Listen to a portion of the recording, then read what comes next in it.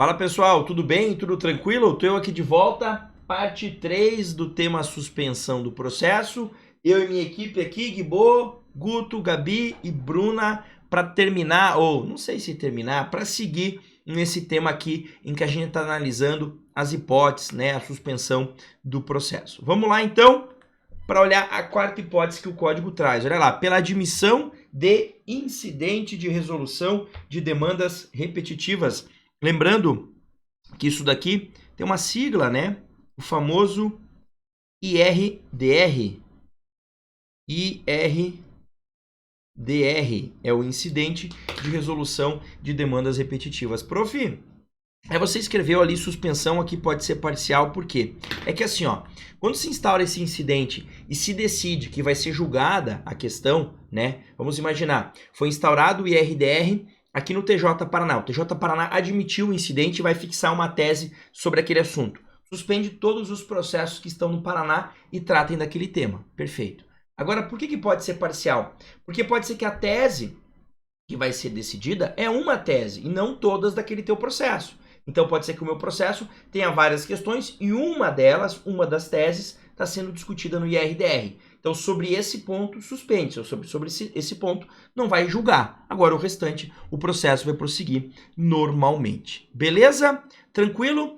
Vamos ver a quinta situação, que é a situação que a gente chama de prejudicialidade. Olha lá.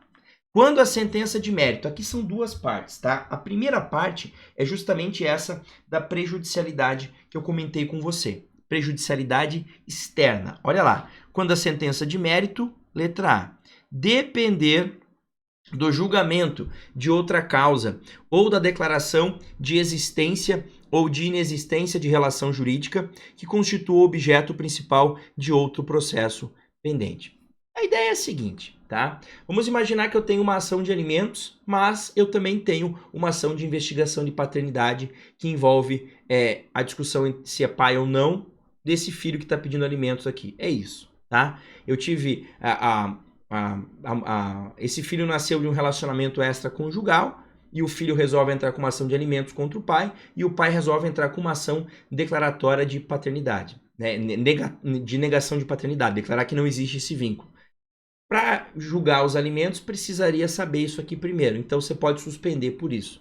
É claro que muitas vezes, nesses casos, você acaba reunindo as causas em razão da conexão, em razão do risco de decisões conflitantes, tá? Mas, às vezes, a reunião não acontece, porque só é possível reunir causas se o juiz for, pelo menos, tiver competência relativa para julgar a questão. Se for hipótese de competência absoluta, não dá para reunir, mas pode gerar a suspensão nesse caso aqui, tá? Professor, essa suspensão dura quanto tempo? Olha lá, a lei fala que a suspensão tem o prazo máximo de 1 ano, mas doutrina, jurisprudência, muitas vezes flexibilizam isso daí e dizem, olha, o seguinte, pode o juiz, por meio de decisão fundamentada, aumentar um pouquinho esse prazo aí, tá? E determinar que a suspensão dure um pouco mais do que 1 ano. Beleza? A segunda hipótese do inciso 5º é quando a sentença de mérito tiver de ser proferida somente após a verificação de determinado fato ou a produção de certa prova requisitada a outro juízo. Mesma lógica, também suspensão por 1 ano. Então tem um fato que está sendo apurado em outro processo, esse fato pode ter relevância aqui, o juiz pode suspender esse processo dizendo, ó, tem que esperar decidir lá, porque aquilo vai auxiliar aqui. Repito, muitas vezes se reúne por conexão e resolve isso. Nem chega a gerar essa suspensão aí, tá? Agora a dúvida que surge é, professor, vamos imaginar que está havendo a discussão lá da paternidade num processo e alimentos no outro. Aí o juiz do alimento suspendeu esse, esperando lá a paternidade. Só que passa 1 ano e eles não julgaram ainda, tá? E não renova-se a suspensão. O que ele tem que fazer? Ele vai julgar, tá? Ele vai poder reconhecer incidentalmente se há ou não a paternidade para julgar a ação de alimentos. Claro que isso pode gerar decisões conflitantes? Pode. Pode ser que ele diga que tem paternidade e depois descubra-se lá que não tinha. Por isso que o ideal é reunir essas causas aí. O código traz essa situação para a hipótese em que não houve essa reunião, tá? Então, vai gerar a suspensão para evitar as decisões conflitantes. Mas ainda assim pode acontecer? Pode sim, porque pode ser que o prazo de suspensão cesse, tá? Sexta hipótese, Motivo de força maior. Gente, aqui é força maior. Tivemos isso recentemente no Brasil na época de pandemia. Lá no início da pandemia, pelo menos aqui no Paraná, lá em março de 2020, rolou uma resolução no tribunal suspendendo os processos por um tempo, 15 dias. Depois percebeu-se que não ia rolar, né? 15 dias e ainda continuar por muito tempo, aí voltou a tramitar, audiência virtual e tudo aquilo que a gente sabe que aconteceu, tá? Então, motivos de força maior, greve, inundações, calamidades públicas, pode gerar suspensão de processo? Pode. Aí não dá para dizer o que é força maior, mas é aqueles eventos imprevisíveis que causam situações ali que, né, a gente não tinha como, o código não tinha como prever, mas que vão gerar a suspensão do processo, tá? O inciso 7º é uma situação parecida com a do inciso 5º, olha lá. Quando se discutir em juízo questão decorrente de acidentes e fatos da navegação de competência do Tribunal Marítimo. Assim, o Tribunal Marítimo, gente, é um órgão administrativo, tá? Que auxilia o Poder Judiciário e que tem competência para julgar esses acidentes aí envolvendo navegações, tá? Pode ser, não, isso não quer dizer que o Judiciário não possa julgar isso. Ele pode julgar isso, mas você pode ter, digamos, um tribunal administrativo solucionando essa questão. Às vezes está tendo concomitantemente uma ação judicial e uma ação lá no Tribunal Marítimo, tá? O juiz pode suspender aqui porque quer esperar a solução de lá para, digamos, capitanear, fundamentar melhor a decisão dele, tá? Beleza? E aí, o código traria uma última hipótese, mas depois a gente vai ver que não é bem a última porque ocorreram mudanças. Mas essa última seriam outros casos que o código regula. Então, eu trouxe aqui alguns exemplos de situações que o código também prevê suspensão de processo. Por exemplo, a instauração do incidente de desconsideração da personalidade jurídica, a impugnação ao cumprimento de sentença em alguns casos gera a suspensão do cumprimento de sentença, apresentação de oposição também, embargos à ação monitória, pedido de parcelamento na execução, embargos à execução, quando se reconhece a repercussão geral e também quando tem especial ou extraordinário repetitivo. A gente não vai aprofundar as hipóteses porque não faz sentido, mas eu trouxe esses exemplos só para vocês saberem que, além das hipóteses do 313, você tem situações mais específicas de suspensão do processo que estão dentro do código, então você vai encontrá-las de forma esparsa. Olha aqui, ó, vários artigos, né? 134, 525, 685, 702, 916, 919, 1035, 1036. Então, em vários outros momentos, o código regula hipóteses de suspensão também, mas que não nos interessam agora. Por quê? Porque são situações que quando a gente estuda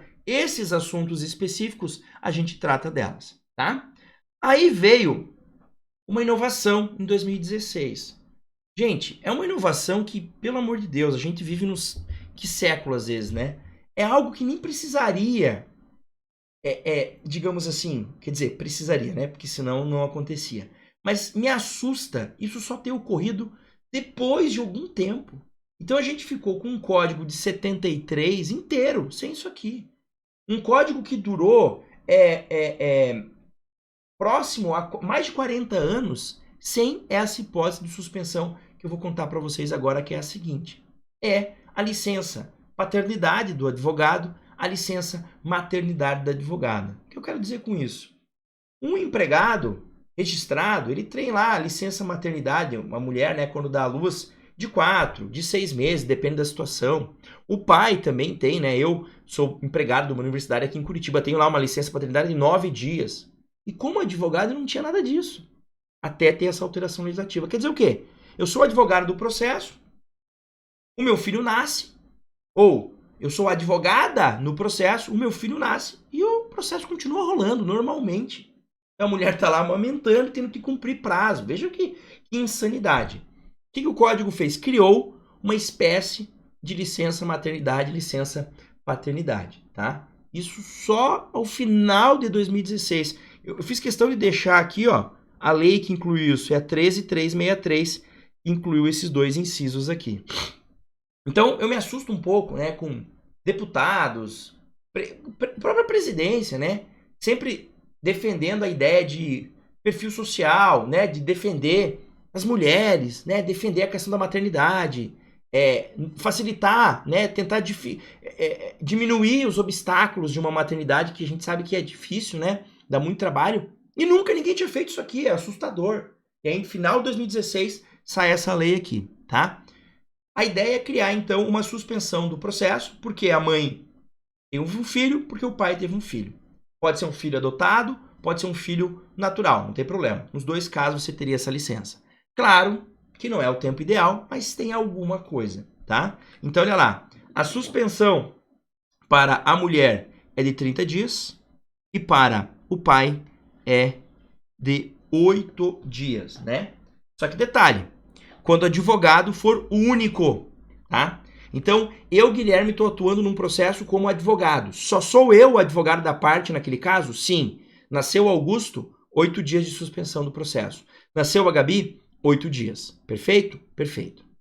Agora, eu e o meu sócio, o João da Silva. Nasceu o meu filho, o processo suspende? Não, porque é o João da Silva toca. Tá? Então, costumo dizer que às vezes tem muitas mulheres e homens que advogam em sociedade, né? E aí colocam ali na procuração do processo o nome de todos do escritório. Mas tem aquela mulher específica, aquele homem específico, que tocam aquele processo. É ele que toca. Os outros só estão ali por uma emergência. E aí, quando nasce o filho dela, ela não consegue essa licença aqui. Então, é triste dizer isso, mas dizer, olha, você vai ser mãe aí em breve, então, no teu processo lá que você tem outros advogados, desconstitua os outros, fique só você, porque aí você vai ter direito a essa licença, senão não vai ter. Repito, não é o ideal, não é o prazo bom, é um prazo, mas pelo menos tem alguma coisa, antigamente não tinha, tá? E pra gente finalizar essa aula e finalizar o tema, lembra que eu contei para vocês que a gente tem uma outra hipótese de suspensão escondida no código, está no 315. E tem a ver também com uma prejudicialidade, mas tem a ver com o âmbito do juízo criminal. Olha o que diz o 315 do código. Se o conhecimento do mérito depender de verificação da existência de fato delituoso, o juiz pode determinar a suspensão do processo até que se pronuncie a justiça criminal. 1. Se a ação penal não for proposta no prazo de 3 meses, contado da intimação do ato de suspensão, cessará o efeito desse, incumbindo ao juízo civil examinar incidentemente a questão prévia. Proposta a ação penal, o processo fica suspenso pelo prazo máximo de 1 ano, ao final do qual aplicar-se-á o disposto na parte final do parágrafo 1º. Então vamos imaginar que uma pessoa ingressa com uma ação judicial contra uma outra, dizendo, olha, você foi o responsável, você cometeu um homicídio contra um ente querido meu e eu quero uma indenização por causa desse homicídio que você causou. Mas isso vai depender da apuração no juízo criminal. Vai. Então o juiz pode suspender aqui até que o juízo criminal decida? Sim. Tá? Professor, e se demorar muito para decidir lá, o juízo civil poderia decidir sobre a responsabilidade dessa pessoa? Poderia. Tá? Incidentalmente dizer ele é culpado ou não. Claro, isso não afetaria o âmbito criminal, né? Lá ele poderia ser inocentado, por exemplo, mas no âmbito civil faria. Esse problema muitas vezes não acontece na prática, porque as pessoas que têm lá, foram vítimas, né, o ente querido dela faleceu por um homicídio e ela é vítima desse homicídio também, né, moralmente falando, e quer uma indenização, normalmente ela espera o processo criminal acabar e no próprio processo criminal ela executa a sentença, porque a sentença penal condenatória, o juiz de lá pode fixar uma indenização. E aí, munido daquilo, ela propõe um cumprimento de sentença ou aí propõe uma ação para buscar uma indenização maior, tá? Mas, às vezes acontece isso, né? Principalmente em casos que envolvem homicídio culposo, né? Acidente de trânsito. Isso é muito comum. Então, a pessoa entrou lá, por exemplo, eu já entrei com uma ação dessa, contra uma pessoa que atropelou ela, um familiar daquela pessoa que me procurou, e quer uma indenização por dano moral, tá? No âmbito criminal tem um processo também apurando o homicídio culposo. Aí o juiz suspende aqui e fala, vamos ver se lá vai ser reconhecida a autoria dele pelo homicídio, tá? Muitas vezes suspende, não dá tempo, o processo lá não começa ou não termina em 1 ano, o juiz daqui, com as provas que eu tenho, consegue verificar se há responsabilidade civil ou não no caso, tá? Então você poderia ter essa suspensão por prejudicialidade externa em relação ao âmbito criminal?